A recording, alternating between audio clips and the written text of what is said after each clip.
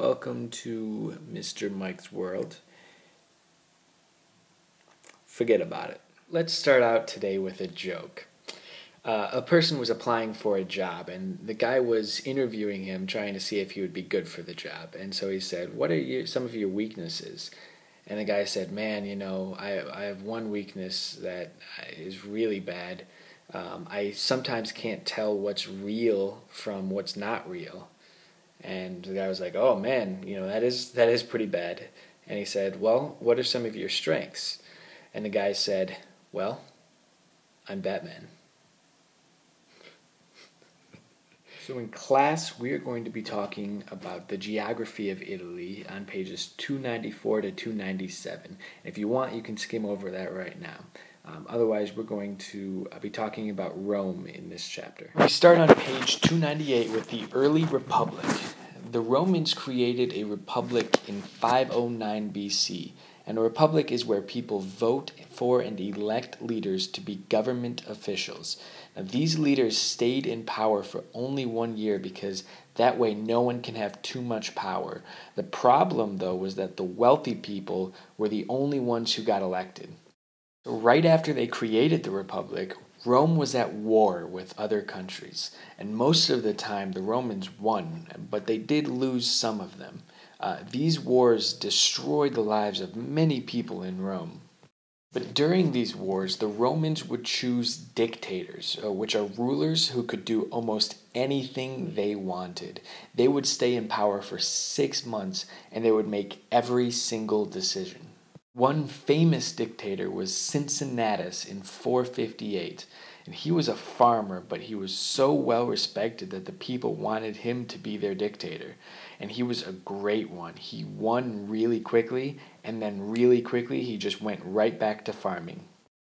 Now, Roman society had two different groups. First, there was the plebeians, which were the common people. They wanted to have a part in the government, but they didn't. They were peasants, people who traded, and they had other jobs, and some of them could be rich. And then there were the patricians, which were the nobles or rich people.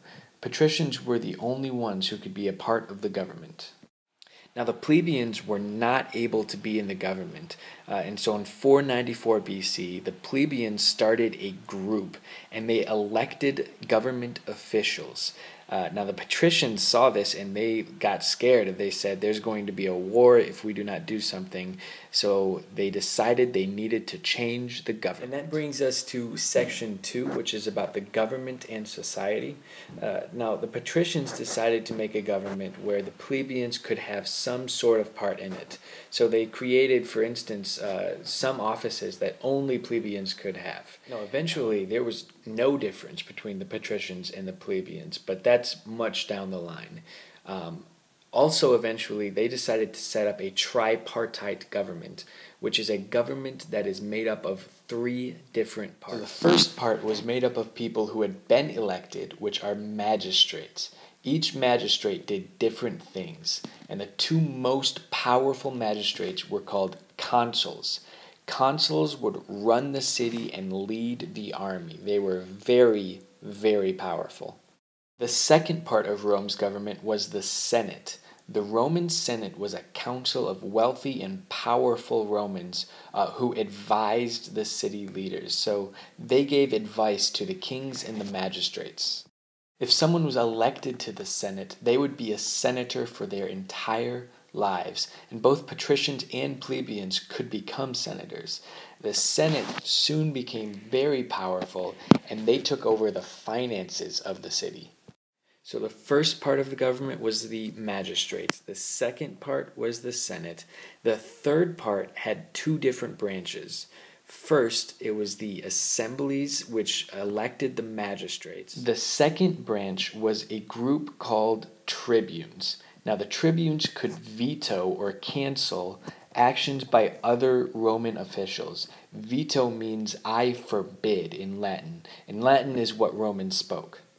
Now, there was this idea of civic duty, which basically is like I owe it to my city to take part in the government.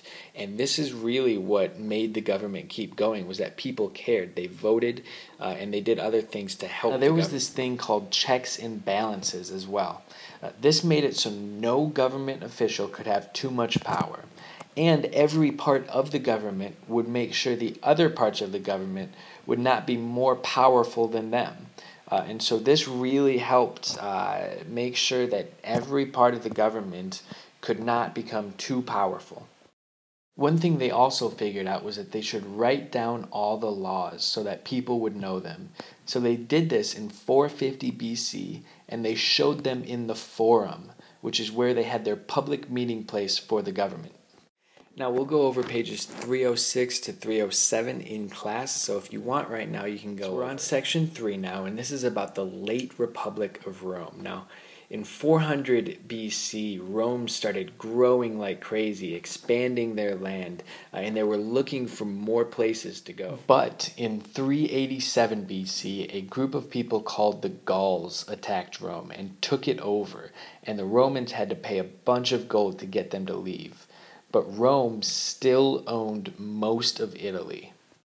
The best thing the Romans did was create legions, which is a group of up to 6,000 soldiers. And each legion was split up between 100 people called centuries. Now this meant that they could split up every century of 100 soldiers, and each century could do something different. And this was the reason they won almost every battle. And it is the main reason for the growth of Roman territory. Now, most people in Rome started out as farmers, but as Rome grew, people left the farms and just went to Rome. And sometimes they had people take care of their farms outside of Rome while they stayed in Rome. Now, the city needed merchants to bring food into Rome because it did not have enough food to feed everybody. Now, a bunch of countries, they saw Rome and they just said, Rome is getting huge. They are a big threat. And so they decided to attack Rome, but every single one of them lost. Now, the most important war was the Punic Wars, which was a series of wars against Carthage, a city in northern Africa. Punic means Phoenician in Latin. They went to war 3 times in 118 years, and here's a very short description of what happened in the Punic Wars. Carthage, which is where the Phoenicians lived, sent its army to Sicily, and so did Rome, and there they fought for about 20 years, and Rome won. Then, in about 218 BC, Carthage sent a general named Hannibal to attack Rome. He almost beat Rome, but he was defeated. And at the same time, Rome sent an army to Carthage, and Hannibal had to run back and try to defend it, but he lost there too. Around 140 BC, Rome sent another army and completely destroyed Carthage. Now, during this time, Rome took control of a huge amount of territory.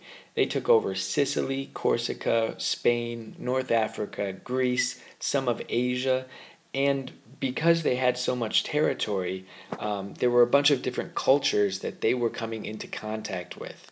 And so they started taking a lot of literature, art, religion, and philosophy from these different cultures. Well, this has been fun. I hope that you enjoyed this video. I hope it helps you study, and I hope that you do well on your test. And in case I don't see you, good afternoon, good evening, and good night.